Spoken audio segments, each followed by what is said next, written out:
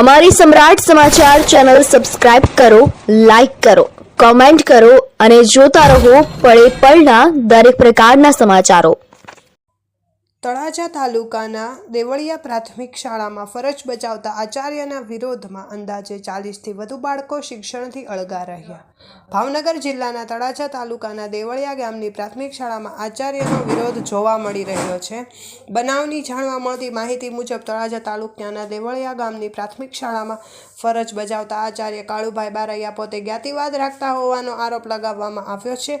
દેવળિયા ધાર તરીકેના વિસ્તારમાંથી અંદાજે 40 જેટલા બાળકો અભ્યાસ માટે દેવળિયા ગામની પ્રાથમિક શાળામાં જાય છે।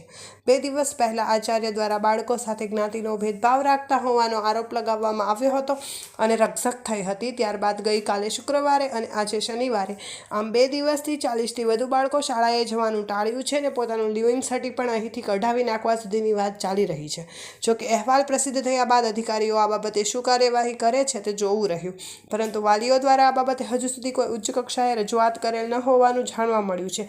સામા પક્ષે આચાર્ય કાળુભાઈ બારૈયા દ્વારા પોતાના પર લાગેલા તમામ આક્ષેપો ખોટા અને પાયાવિહોણા ગણાવે છે। જોકે આ બાબતને લઈને બાળકોના શિક્ષણ ઉપર ભારે અસર પડી શકે છે અને આ પ્રશ્નોનું સોલ્યુશન ન થાય તો આગામી સમયમાં શાળામાં તાળાબંધી સહિતનો વિરોધ થઈ શકે ખરો।